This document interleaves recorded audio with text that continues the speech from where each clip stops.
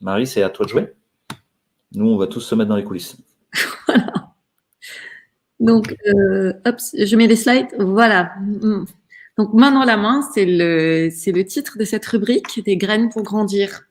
Alors aujourd'hui, ouais, c'est la première, hein, c'est la première donc de cette rubrique enfants, famille, éducation. Et on a imaginé un programme pour vous. Donc un programme qui, une fois sur deux, en alternance, va vous présenter soit donc des petits ateliers pratiques pour aider vos enfants au quotidien à gérer le stress, la peur, prendre confiance en eux. Tous des outils qu'on aurait peut-être aimé avoir nous enfants et qui en tout cas vont leur permettre de grandir, de s'affirmer et puis peut-être mettre les fondations d'une vie d'adulte bien dans ses pompes. Et une autre fois sur deux, donc aujourd'hui, on va commencer comme ça, on va vous emmener sur les chemins de l'enfance. On va rencontrer des spécialistes pour nous aider à mieux comprendre les enfants. Comment on se construit comme parents, comment aider nos enfants à se construire, mais aussi répondre à vos questions. Et à ce propos, si vous avez des suggestions, des questions que vous voulez qu'on traite, écoutez, faites-nous savoir dans les commentaires et on les lira avec attention et on essayera d'y répondre, peut-être pas tout de suite, mais en tout cas, voilà, de s'inspirer de ce dont vous avez besoin. Et aujourd'hui, pour la première fois, c'est moi qui ouvre le bal. Et en fait, j'avais envie de vous emmener faire un voyage. Un voyage qu'on a tous fait, mais qu'on a tous oublié. Comment on devient un petit homme? Comment on va remonter à l'origine, à la naissance? C'est quelque chose que j'aime beaucoup rappeler à tous mes élèves parce que j'enseigne beaucoup, j'enseigne le développement et le comportement du nouveau-né. Comment on arrive au monde? Et tout ça, en fait, on l'a tous oublié, mais c'est notre parcours commun d'humain. C'est une aventure formidable que la vie. Et la vie, elle commence à un moment T, quand l'ovule et le spermatozoïde se rencontrent au sein du giron maternel. Et alors, à partir de ces deux petites cellules, il va y avoir des multiplications, et puis des différenciations, et puis ça va faire des tissus, puis ça va faire des organes, et puis ça va faire un corps humain, et ça va faire un être humain. Et tout ça à partir de deux toutes petites cellules au sein du giron maternel. Et alors, la vie utérine, on l'a tous oublié. Et pourtant, c'est un moment particulier et c'est un moment crucial. Ça dure 9 mois, normalement. Et on se construit à toute vitesse. On va construire nos organes, nos sens. On va goûter, sentir, toucher, ressentir. On va commencer à bouger. On va commencer à avoir un rythme de veille et de sommeil. Les moments de repos. Et puis, tous nos sens fonctionnent in utero. Et on capte ce qui se passe dans l'environnement et toutes les personnes, enfin toutes les mamans qui ont eu un enfant dans leur ventre savent très bien que le bébé réagit au bruit, au toucher. Et donc dans son cocon utérin, le bébé se développe doucement, mais finalement très très rapidement, puisqu'on passe de 2 cellules à un nouveau-né en 9 mois, ce qui est quand même assez rapide. Et un bébé dans le ventre de sa mère, ça n'a jamais faim, jamais froid, jamais soif. Et lorsqu'il bouge, le sac utérin qui est moelleux, on va vous remettre une diapo d'ailleurs, que j'aimerais bien, elle est où vous faire passer ma diapo pour que vous ayez ça, voilà, slide. Voilà, pour vous rappeler ça. Alors, parce que quand même, on l'a vécu, on l'a oublié. C'est des photos incroyables qui ont été faites dans les années 70 par Lennart Nissen, qui avait mis une sonde dans le ventre des mamans lors des interventions chirurgicales. Voilà. Et donc, dans ce sac utérin, le bébé bouge, mais vous voyez qu'il est enroulé et c'est élastique. Et donc, il bouge et puis il est ramené en position fétale. Et il peut toucher, explorer son visage. Il peut, même, il y a des bébés qui arrivent à sucer leur pouce à la fin de la grossesse. Imaginez ce que c'est comme sophistication. Et donc, le bébé baigne dans le liquide amniotique et il l'avale. Et il faut savoir que le liquide amniotique a le goût et l'odeur de la maman.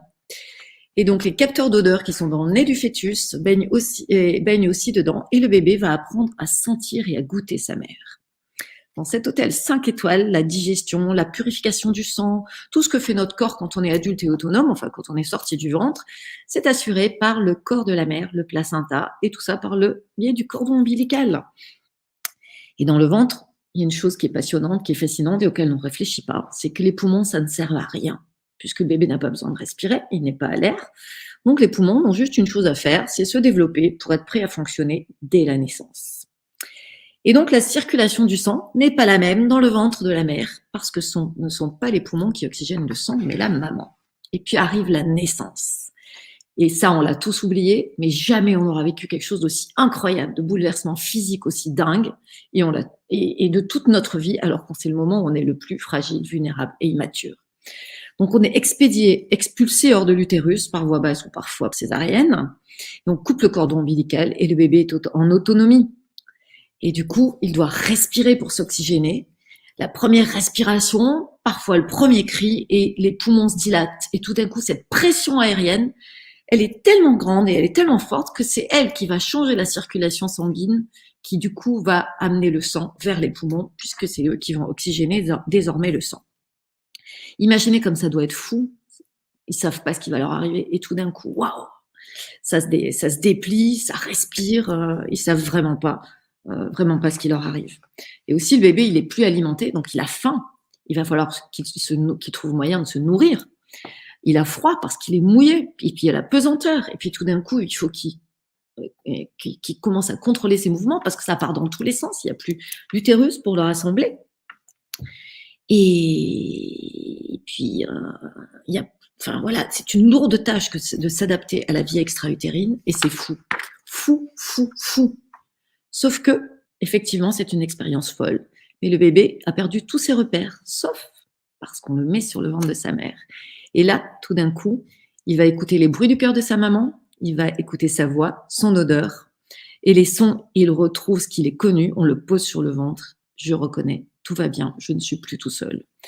Et dans cet environnement totalement désorientant, spontanément, il va ramper vers le sein de sa mère, et chose incroyable, ce qui va se passer, il va ouvrir les yeux. Or, il n'a jamais rien vu dans le ventre.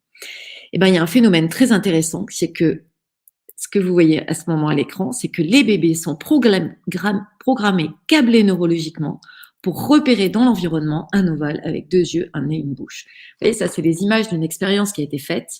Et en fait, vous voyez très bien les bébés, ça voit flou, mais ça voit les contrastes. Et vous voyez bien qu'à gauche, le visage, et à droite, les mêmes éléments du visage, mais dans un autre sens. Et bien en fait, c'est la même dose de contraste, donc ça devrait attirer le regard du bébé. Mais les bébés, ça suit plus longtemps et plus loin l'ovale de gauche, qui est donc le visage primate, le visage humain.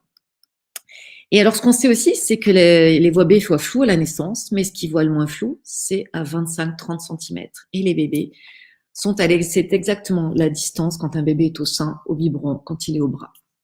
Et donc, il va très vite apprendre le visage de sa mère, il va reconnaître sa voix, son odeur, et tout va rentrer dans l'ordre. Cette maman qui va le nourrir, le protéger, assurer sa survie, tant biologique que psychique. Et tout va bien, il n'est plus perdu. C'est pour ça que c'est si important de laisser les bébés sur le ventre de leur maman à la naissance, de passer beaucoup de temps avec son bébé, de lui parler, le visage découvert, car le masque, là je parle, mais ça masque les informations. En tout cas, c'est pas du tout ce que le bébé s'attend à voir.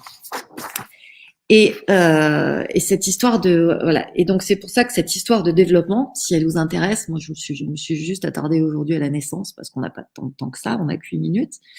Mais pour moi c'est fondamental de savoir d'où on vient, d'où on part et quels sont les besoins des bébés.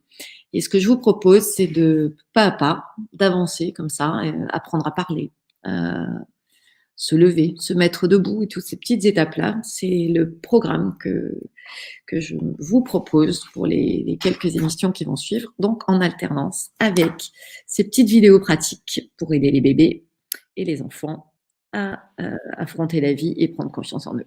Voilà, à très vite. Merci beaucoup Marie pour ce petit voyage dans la vie intra-utérine.